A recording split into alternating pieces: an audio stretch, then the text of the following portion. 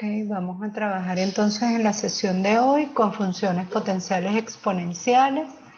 ¿Qué vamos a hacer con estas funciones? Pues vamos a determinar su dominio, vamos a simplificarlas, vamos a derivarlas y por supuesto, como en cálculo 2 siempre estamos trabajando como concepto central la integración, pues también podremos resolver algunas integrales que involucren a estas funciones. Siempre la integración va a estar como un eje transversal en todo lo que vayamos estudiando. ¿Ok? Entonces, ¿qué tenemos previsto para hoy? Como siempre, los objetivos de esta sesión. Vamos a recordar algunos conceptos previos que ya hemos estudiado en cálculo 1. Vamos a definir qué es la función potencial exponencial, cuáles son las condiciones para el dominio, para que esa función exista como una función real de variable real. Eso lo que quiere decir es que su dominio es un subconjunto de los números reales o es el conjunto de los números reales y su rango da como resultado también números reales. Cuando nosotros decimos funciones reales de variable real nos referimos a eso, ¿ok?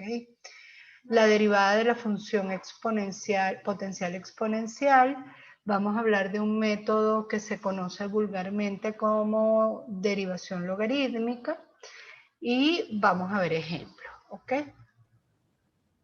Entonces los objetivos que tenemos previstos para hoy son conocer las funciones potenciales exponenciales, analizar las funciones potenciales exponenciales para determinar su dominio, calcular el dominio de funciones potenciales exponenciales analizando la ecuación y aplicando propiedades, simplificar y graficar cuando sea posible funciones potenciales exponenciales y derivar funciones potenciales exponenciales. ¿Okay? Estos son los objetivos principales que tenemos previstos.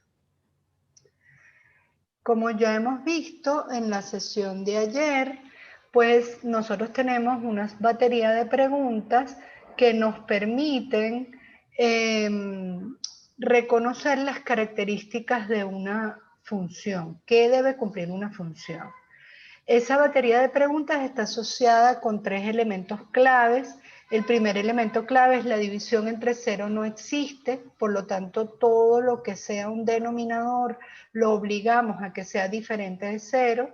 La segunda condición clave, en el conjunto de los números reales no existen raíces de índice par con cantidades subradicales negativas, por eso obligamos a la cantidad subradical, a lo que está dentro de una raíz de índice par, a que sea positivo o cero. Y la tercera tanda de preguntas tiene que ver con que las funciones nosotros le debemos respetar su naturaleza. Es decir, que todo lo que sustituya a la X en una función trascendente debe cumplir lo que cumple la X en la función notable. ¿Ok? La expresión que sustituye a la X debe cumplir el dominio de la función notable que estemos estudiando. ¿De acuerdo? Entonces, estas 3 tandas de preguntas nos ayudan a analizar la ecuación y a plantear las condiciones correctas para determinar su dominio. Normalmente hay 2 tipos de condiciones, las diferencias, diferentes de cero, por ejemplo, y las inecuaciones, mayor que cero, mayor igual que cero, menor que cero, menor igual que cero. Por lo tanto, tenemos que abordar cada una de esas condiciones según cómo ella esté definida. ¿Ok? Si es una inecuación, debo cumplir el procedimiento para resolver inecuaciones. Si es una diferencia, la recomendación es hacerlo por complemento, es decir, la convierto en una igualdad y el resultado que yo obtenga es lo que debo descartar, es exactamente lo que no quiero. ¿Ok? Esta pauta nos funciona para cualquier tipo de función real de variable real. Ahora, ¿qué otra cosa debemos recordar? Pues funciones que ya hemos estudiado.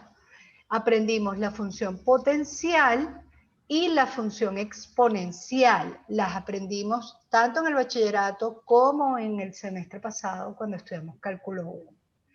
Ambas son potencias, pero son potencias de características diferentes y tenemos que estar muy atentos porque al ser potencias de características diferentes, pues ellas se derivan de manera diferente, su gráfico es diferente, su comportamiento para dominio y el rango es diferente. ¿Ok? Entonces vamos a hablar primero de la función potencial. La función potencial es una potencia que tiene la forma y igual x a la n. Observemos, la base es x. ¿Qué pasa en una función potencial? Que la base es variable y el exponente, que es n, es constante. ¿Ok? Ejemplos de las funciones potenciales, por ejemplo, x cuadrado, una función potencial, raíz de x, una función potencial porque la podemos expresar como x al 1/2, x cubo es una función potencial, etc. ¿Ok? Entonces es una potencia, pero tiene base variable y exponente constante. ¿Cómo es la función exponencial? Pues la función exponencial también es una potencia. Pero ¿qué pasa con la función exponencial? La función exponencial tiene la forma a la x, y igual a la x. ¿Qué pasa en este caso? Que la base es constante, la base vale a, mientras que el exponente, que es x, es variable. ¿Ok? Ejemplos de funciones exponenciales, tenemos muchas. Además, en cálculo 1 aprendimos que hay dos tipos de funciones exponenciales. Esa a está condicionada a que tiene que ser un número positivo. Si está entre 0 y 1, la gráfica tiene una forma, y si es mayor que 1, la gráfica tiene otra forma. Y aprendimos que ellas se derivan de manera diferente, tanto la exponencial como la potencial. Vamos a recordar un poquito la potencial, como lo aprendimos en cálculo 1, pues la función y igual a la x, para a que está entre 0 y 1, su gráfica, ella es decreciente, ella tiene por dominio todos los reales y por rango de 0 a infinito. Esa es la forma de la exponencial para a entre 0 y 1. Mientras que si la a es mayor que 1, pues como la exponencial natural, como e a la x, pues su gráfica tiene esta forma, y es creciente, ¿sí? Entonces esto lo estudiamos en cálculo 1. Bueno, y en bachillerato, las funciones logarítmicas y exponenciales se estudian en cuarto año, ¿ok? Bueno, entonces, nosotros aquí lo que estamos es recordando cómo se definen esas funciones, porque estas ya las estudiamos. Entonces, ellas nos dan la base para comprender qué llamamos función potencial exponencial. Pues como lo dice su nombre, pues es una combinación de la potencial con la exponencial, es decir, es una potencia donde varían la base y varía el exponente, varían simultáneamente tanto base como exponente.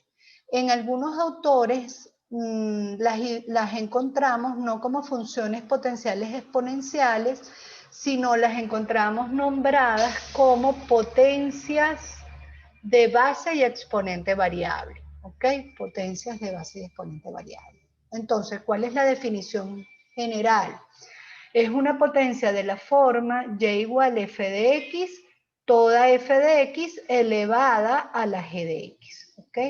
Observa que tiene base variable, la base es f, y exponente variable, la base es g.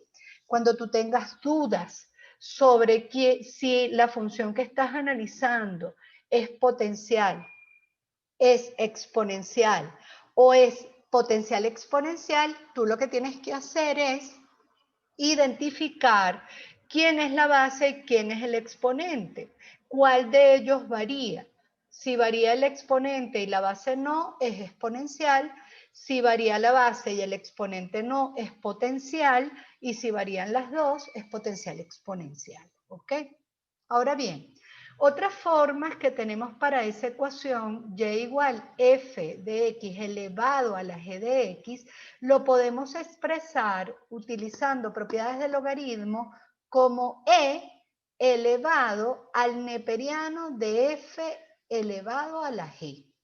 ¿Por qué? Porque ya hemos aprendido la exponencial natural y el logaritmo neperiano son una a la inversa de la otra, por lo tanto en esta composición hay una simplificación. Esta función es equivalente a esta. Y por propiedades del logaritmo, este exponente que está afectando a f lo podemos bajar. Entonces lo podemos escribir como e, bajar a multiplicar, ¿ok? Entonces lo podemos escribir como e elevado a g de x que multiplica el logaritmo neperiano de f de x, ¿ok? Estas dos son equivalentes a esta.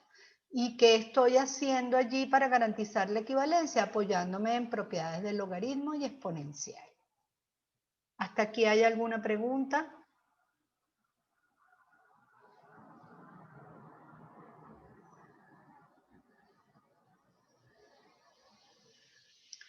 Ahora fíjense, tener esta forma de la ecuación me permite entender por qué el dominio de una función potencial exponencial tiene que cumplir esas tres condiciones. Necesitamos que se cumplan tres cosas. ¿Cuáles son? La primera cosa, que la base debe existir. Es decir, la base tiene que ser una función real de variable real, porque si me da un número imaginario, yo estoy en el conjunto de los números reales, no podemos resolver esa operación. Ya ustedes van a aprender a trabajar con números complejos y ahí se completa el conjunto numérico, ¿ok? Pero nosotros hasta cálculo 3 trabajamos en el conjunto de los números reales. Por lo tanto, lo primero que necesitamos es que f exista como un número real. Si f no existe como un número real, yo no tengo aquí operación que pueda resolver. La segunda cosa que necesito es que la base sea positiva. ¿Y por qué? Lo veo aquí clarito. Porque si me apoyo en el logaritmo para transformar esa ecuación, ¿qué le pasa a f? F es el argumento del logaritmo. Y de acuerdo a lo que hemos estado estudiando de dominios de funciones, ¿sí? Cualquier función que sustituya a la x en una función notable debe cumplir con su dominio, porque si no, esa función no puede procesar ese número. Yo ayer les hablaba del ejemplo de la lavadora. A ninguno de nosotros se nos ocurre meter platos en la lavadora de ropa. ¿Por qué? Porque la máquina de lavar ropa no está preparada, no está en capacidad de lavar platos. Lo mismo ocurre aquí. El logaritmo neperiano o cualquier logaritmo de cualquier base no está en capacidad de transformar números negativos. Ella solamente procesa números positivos. Entonces, lo que sea que tenga el logaritmo en el argumento, siempre debe cumplir que debe ser mayor que 0. Y con esto garantizamos además que esa función se pueda definir como una función continua. Pueden tener algunos puntos de discontinuidad, pero fíjense qué pasa si la base es negativa. Yo no puedo trazar una función continua, ella va dando saltos, porque ustedes han estudiado base negativa, exponente par me va a dar positivo, pero si la base es negativa y el exponente impar, el resultado me va a dar negativo, entonces yo no voy a poder construir una función continua. Entonces esas son las dos razones. La primera es el argumento del logaritmo, y después, si f no es un número positivo, no tengo posibilidades de trazar una función continua. Y lo tercero que debe existir es el exponente. Si esta función no existe, pues no puedo resolver la operación. Yo necesito que aquí se construya una estructura que yo pueda sacar la cuenta como un número real, ¿ok? Entonces, teniendo claras estas tres condiciones para la existencia de esta función, ¿cómo determinamos el dominio de una función potencial exponencial? Pues muy fácil. El dominio de la función f a la g va a ser la intersección de esas tres condiciones. ¿Cuáles son? El dominio de g, con eso garantizo que el exponente existe. El dominio de f, con eso garantizo que la base existe. Y la tercera condición, la base debe ser mayor que 0. Con eso garantizo que el logaritmo puede procesar ese valor. ¿Ok? Entonces, ante la potencial exponencial, calculamos el dominio de la base, calculamos el dominio del exponente, Calculamos para qué valores de x la base es positiva y la intersección de esas tres condiciones nos va a dar el dominio de la función potencial exponencial. ¿Ok? La siguiente operación que nos interesa definir es cómo se derivan este tipo de funciones y por qué las necesitamos, por qué necesitamos saber cómo se derivan. Porque miren, en cálculo se ha determinado que solamente existen 7 formas indeterminadas cuando estudiamos límites. Ustedes en cálculo 1 estudiaron 4 formas indeterminadas: infinito sobre infinito, 0 sobre 0, 0 por infinito, infinito menos infinito. Les quedan pendientes 3. Esas 3 que les quedan pendientes surgen con las funciones potenciales exponenciales, ¿sí? 1 infinito, 1 elevado a la infinito, ¿sí? 0 a la 0, infinito a la 0. Esas son las 3 formas indeterminadas que vamos a estudiar en este semestre y que se deben a las funciones potenciales exponenciales. Una de las herramientas poderosas que nosotros aprendimos para resolver límites fue la regla de L'Hopital. Y la regla de L'Hopital se trabaja a través de derivadas. Por lo tanto, a nosotros nos interesa aprender a derivar este tipo de funciones, no solo para resolver límites, sino para resolver también cualquier otra situación que involucre esas funciones que requiera derivadas. ¿Ok? Existen 2 métodos. Un método usando la forma exponencial de la ecuación y el segundo método es el famoso identificado como derivación logarítmica. En este punto de la materia, yo los invito, a diferencia de las reglas de derivación estudiadas anteriormente, a que no lo memoricen, no se lo aprendan de memoria. Por ejemplo, en la regla del cociente, para derivar un cociente, eso no los tenemos que aprender. Derivada del numerador por el denominador sin derivar, menos derivada del numerador por el denominador sin derivar, entre el denominador cuadrado. No las tenemos que aprender para poderla aplicar. En cambio aquí, con la derivación logarítmica o transformando la función en la forma exponencial, la recomendación no es que te aprendas esto de memoria, la recomendación es que analices la ecuación, porque a veces se simplifica y no hace falta estar haciendo todo esto, ¿ok? Lo importante es entender qué está detrás de cada uno de los 2 métodos que utilicemos. Porque si yo entiendo qué es lo que está detrás, qué es lo que le da soporte, yo lo puedo aplicar en cualquier situación. ¿Ok? Entonces, voy a presentar los 2 métodos. Ustedes, cuando resuelvan los ejercicios, ustedes escogen cuál de ellos pueden trabajar. Yo, en lo personal, prefiero el segundo, el derivación logarítmica, por lo que expliqué hace unos minutos. A veces aplicándolo hay simplificaciones y es más fácil la derivada, ¿ok? Entonces, ¿en qué consiste utilizar la forma exponencial? Pues transformamos f elevado a la g, lo escribimos en la forma e elevado a g de x por neperiano f de x. Cuando lo escribo de esta manera, estoy en una función que estudié en cálculo 1. Esto es una función compuesta y es la exponencial. ¿Cómo derivamos la exponencial? Ella misma, por el neperiano de e, que da 1, por eso no lo tomamos en cuenta, por la derivada del exponente, aplicando la regla de la cadena. Entonces aplico aquí la regla de la cadena. La misma función e elevado a g por el logaritmo neperiano de f de x por la derivada de ese exponente.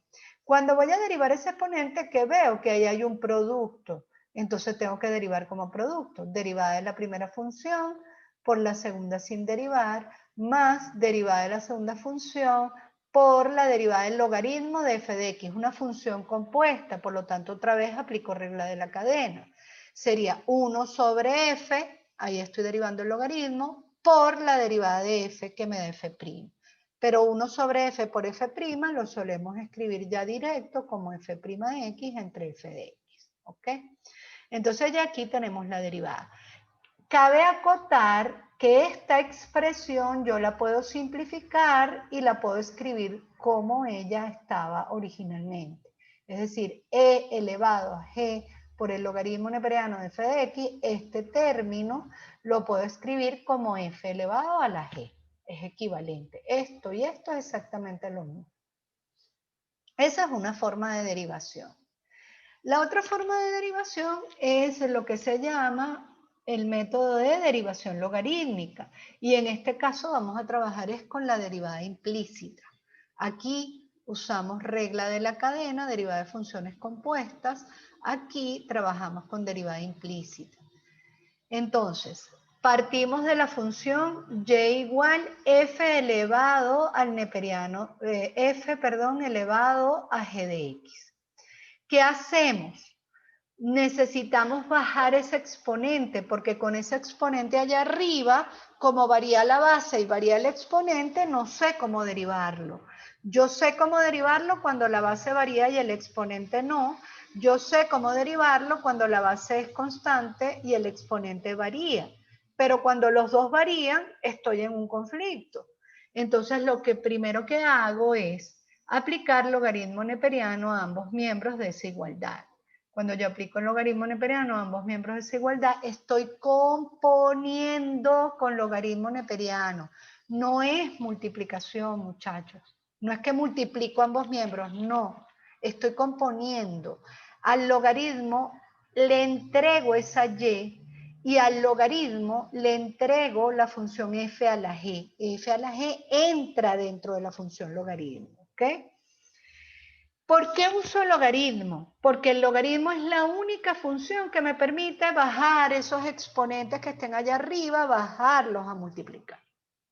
Entonces esto se convierte en neperiano de y igual bajo ese exponente igual a g de x por el logaritmo de f de x. Y esta expresión es la que voy a derivar. Entonces fíjense que tengo aquí neperiano de y. ¿Cómo derivo neperiano de y? Es una función implícita. La derivada implícita, recordando cálculo 1, pues la derivada implícita, lo que hacemos es suponer que y es una función de x y por lo tanto, aunque no la conozca, que aquí sí la conozco, sé que es esta función, y por lo tanto ella tiene una derivada interna. Entonces cada vez que derivamos multiplicamos por y'. Eso es en lo que consiste la derivada implícita. Y de este lado tenemos el producto de funciones. Entonces derivamos ambos miembros.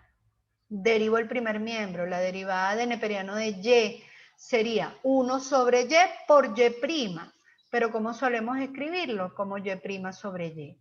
Igual que tenemos del otro lado, en el segundo miembro, un producto de funciones, derivo como producto. Fíjense que este término es exactamente idéntico a este, ¿ok?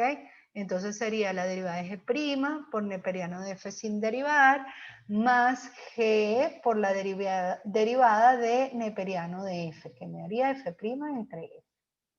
Y luego despejamos y'. Cuando yo despejo y', esta y pasa a multiplicar a toda esta expresión y y ya sabemos es f de x elevado a g de x. Por eso es que queda f de x elevado a g de x por todo ese término, que es exactamente lo que tengo aquí si simplificamos esta expresión. Es decir, si este término yo lo escribo así, pues veo que obtengo exactamente las mismas dos expresiones para la derivada.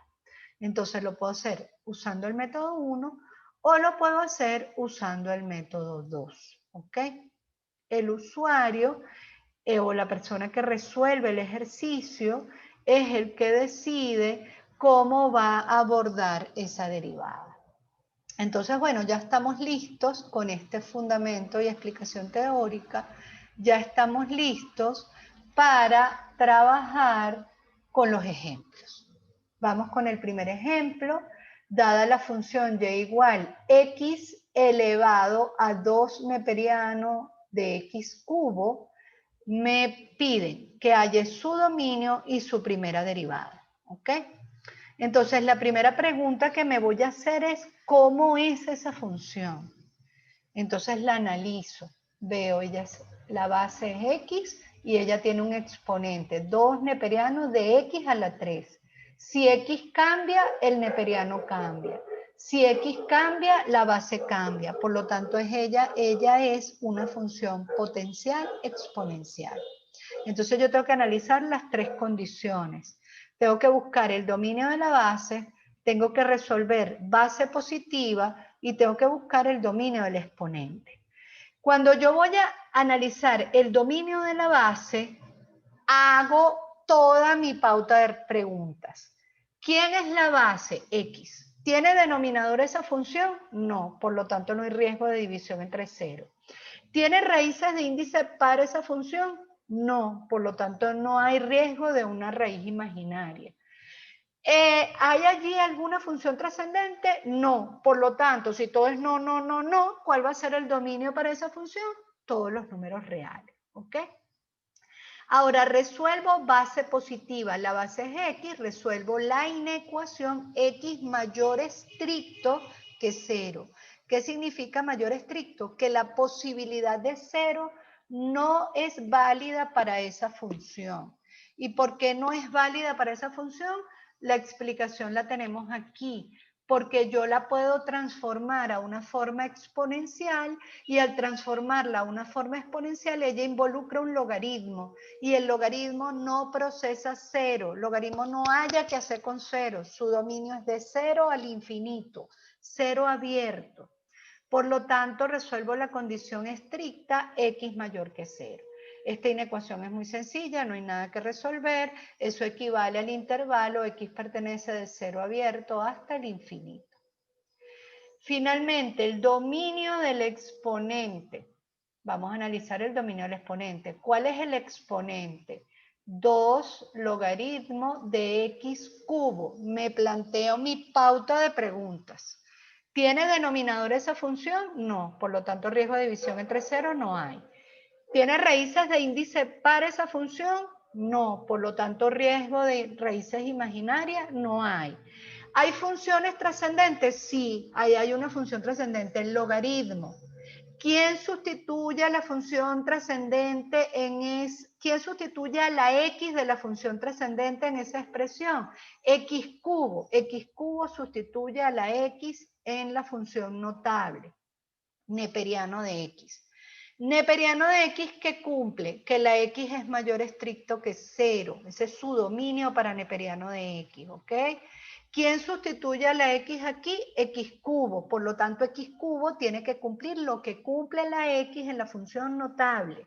Por eso mi condición es x cubo mayor estricto que 0. ¿Ok? Aquí no hay mayor problema para resolver esa ecuación, esa inecuación, perdón. Podemos sacar raíz cúbica a ambos miembros y al sacar raíz cúbica a ambos miembros, pues esto nos da x mayor que 0. Si no quiero sacar raíz cúbica, hago mi estudio de signos. ¿Cuál es la raíz para esa expresión? 0. Represento mi recta real, tomo valores de prueba, a la derecha de 0, x cubo me da positivo, a la izquierda de 0, x cubo me da negativo y voy a llegar exactamente a la misma conclusión. Siempre el método de los 4 casos, de los 4 pasos, me permite resolver cualquier inecuación. ¿Ok? Si lo cumplo estrictamente. Recuerda, compara con 0, factoriza si puedes, halla raíces y estudia signos. ¿Ok? Entonces, si ustedes tienen duda si puedo aplicar o no una operación en una inecuación, vete al método seguro. ¿De acuerdo? Es un poquito más elaborado, pero corres menos riesgo de equivocarte. Por lo tanto, la solución es el dominio para el exponencial, es x pertenece de 0 a infinito. Fíjense que yo no toqué ese exponente, yo no lo simplifiqué ni nada. ¿Por qué? Porque yo no debo hacer ninguna simplificación sin antes calcular primero el dominio, porque el dominio es el que me garantiza la relación de equivalencia, ¿ok? Eso no lo pierdan de vista. ¿Qué hacemos entonces para obtener el dominio de la función y igual x elevado a 2 neperiano x cubo? Pues hallamos la intersección de las 3 soluciones. Todos los números reales intersectado con 0 infinito abierto, intersectado con 0 infinito abierto, pues nos da por solución 0 abierto hasta el infinito. Ahí está. Luego, vamos a hallar la derivada. Como les dije anteriormente, podemos utilizar cualquiera de los dos métodos. En este caso, yo voy a usar derivación logarítmica. La prefiero porque hay simplificaciones y se facilita la derivada. En cambio, si se memorizan las fórmulas, es un churro así que a veces no es necesario. Lo vamos a ver clarito en este ejemplo. Si voy a usar derivación logarítmica, lo primero que hago es aplicar logaritmo a ambos miembros. Y igual x elevado a 2 neperiano de x cubo. Por favor, no estamos multiplicando, estamos componiendo. Lo que está en el primer miembro entra al argumento del logaritmo. Todo lo que está en el segundo miembro entra al argumento del logaritmo. Aplicamos logaritmo a ambos miembros. Como aplico logaritmo a ambos miembros, sabemos que al aplicar logaritmo, este exponente puede bajar, ¿ok? Por la propiedad que hemos estudiado de logaritmo, que ya nos la sabemos de memoria o nos las deberíamos saber, logaritmo de a elevado a la b, siempre que ese exponente esté en el argumento, no en el logaritmo, equivale al b logaritmo neperiano de a. Mucho cuidado, porque si el exponente está en el logaritmo, no lo puedo bajar, ¿ok? Ahí no baja, no es posible bajar ese exponente. Baja cuando él está en el argumento de la función, ¿ok? Entonces, entendido esto, vemos por qué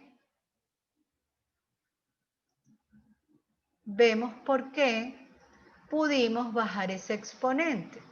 ¿Por qué pudimos bajar ese exponente? Pues porque al aplicar o componer con logaritmo, este señor baja a multiplicar 2 neperiano de x cubo por neperiano de la base, ¿ok? Yo aquí no estoy derivando, yo estoy haciendo transformaciones para poder derivar, ¿ok? Utilizo la misma propiedad, ese exponente 3 baja, convirtiéndose en 2 por 3 me da 6, neperiano de x por neperiano de x, por lo tanto eso se convierte en 6 por logaritmo neperiano de x al cuadrado. Y aquí es donde voy a derivar.